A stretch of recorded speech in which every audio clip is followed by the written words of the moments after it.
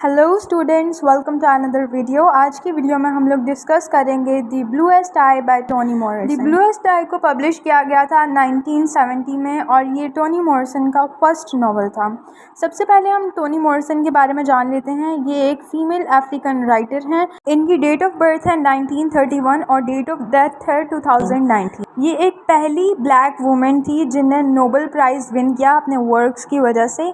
ये एक नॉवेलिस्ट थी, उसी के साथ साथ एक एडिटर भी थी। इन्हें सबसे ज़्यादा काम ब्लैक फेमिनिज्म पर किया है। नेक्स्ट चलते हैं अपने नॉवल पर, द ब्लूएस्ट आई। ये एक बहुत ही कमाल का नॉवल है। इसमें बहुत ही ज़्यादा बोल्ड सेक्सुअल लैंग्वेज यूज़ की गई है, रेसिज्म पे बात की गई है और चाइल्ड मोलेस्टेशन पर बात की गई है, जिसकी वजह से इसको स्कूल्स में बैन करने की कोशिश की गई और उसके अलावा जितनी भी यूएस की लाइब्रेरीज़ थी वहाँ पर भी इसको बैन करने की कोशिश की गई। अगर हम इसकी स्टोरी की बात करें तो पूरी स्टोरी एक कैरेक्टर पिकोला के इर्द गिर्द घूमती है। पिकोला की एज की अगर हम बात करें तो नोवेल के स्टार्ट में वो 9 साल की होती है, लेकिन जब तक नोवेल एंड होता है उसकी एज 11 साल हो चुकी होती है। ये एक डार्क स्किन वाली गर्ल है जो कि अपने आप को बहुत ज़्यादा अगली कंसीडर करती है। इसको कहीं से कोई मोटिवेशन नहीं मिलती। इसके माँ बाप भी इसको बुरी तरह से ट्रीट करते हैं। ये एक बहुत ही ग्रेट डिप्रेशन में बड़ी होती है। इसकी लाइफ बहुत ही ज़्यादा दुखों भरी है और बहुत मुश्किल ज़िंदगी है इसकी। तो चलें स्टार्ट करते हैं इसकी समरी। अगर हम बात करें इसकी समरी की तो यहाँ पे हमारे पास कुछ कैरेक्टर्स आते हैं। सबसे पहले हमारे पास है क्लॉडिया मैक्टर और फ्राइडिया मैक्टर। ये दोनों बहनें हैं और ये काफ़ी अच्छी फैमिली से हैं। ये भी ब्लैक हैं लेकिन ये पिकोला को बहुत सपोर्ट करती हैं। इन्हीं के घर में एक और लड़का रहता है जिसका नाम है हेनरी वाशिंगटन। फिर नेक्स्ट हमारे पास पिकोला ब्रीडलव है। इसके फादर का नाम है चोली ब्रीडलव और इसकी मदर का नाम है पॉलीन ब्रीडलव और इसका एक भाई भी है जिसका नाम है सैम्यूल ब्रीडलव। अगर मैं आपको इसके फादर की बात बताऊं तो वो बहुत ही बुरे हैं और वो शराब पीते हैं। उन्हें अपना घर भी जला दिया और वो जेल में भी काफ़ी दफ़ा गए हैं। उनकी बहुत ट्रेजिक लाइफ है।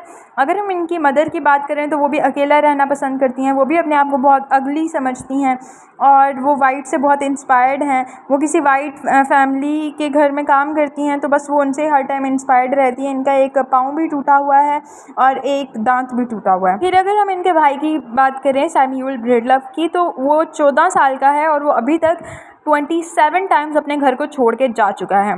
और यहाँ पे एक और कैरेक्टर है जिसका नाम है सोप हेड। ये एक चर्च का बंदा है और ये ऐसा बोलता है कि मैं एक मैजिशियन हूँ, लेकिन ये प्रीचर बनना चाहता था लेकिन फेल हो जाता है। तो ये अपने जाल में फंसाता है पिकोला को और उससे एक कुत्ते की मौत करा देता है, यानी कि एक डॉग उससे मरवा देता है। क्योंकि पिकोला को तो ब्लू आइज़ चाहिए होती है ना। ब्लू आइज़ क्यों चाहिए होती हैं ये भी मैं आपको बताऊंगी। यहाँ पे पूरी स्टोरी जो है वो क्लॉडिया मैक्टर बता रही है।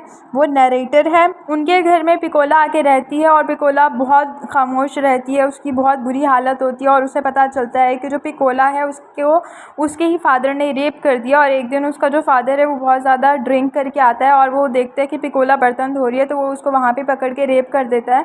जबकि उसकी माँ जो है पॉलीन, जब वो आती है वो देखती है कि वो रो रही है पिकोला, तो वो पिकोला को ही आगे से आके मारती है कि तुम अपने बाप के सामने आई क्यों थी। तो वो बहुत ज़्यादा पिकोला डिप्रेस्ड होती है और यहाँ पे क्लाउडिया और फ्रीडा जो है वो उसकी बहुत मदद करते हैं, इसके लिए बहुत सिंपैथी रखते हैं।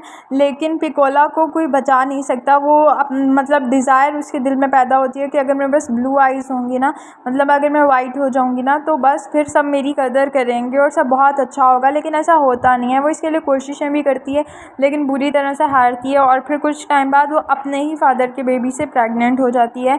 और जब क्लॉडिया और फ्राइडिया को ये बात पता लगती है तो वो कहते हैं कि ये बच्चा ज़िंदा रहना चाहिए, लेकिन पूरी सोसाइटी कहती है कि नहीं, हमने वो बच्चा मार देना है क्योंकि वो उसके फादर का बच्चा है।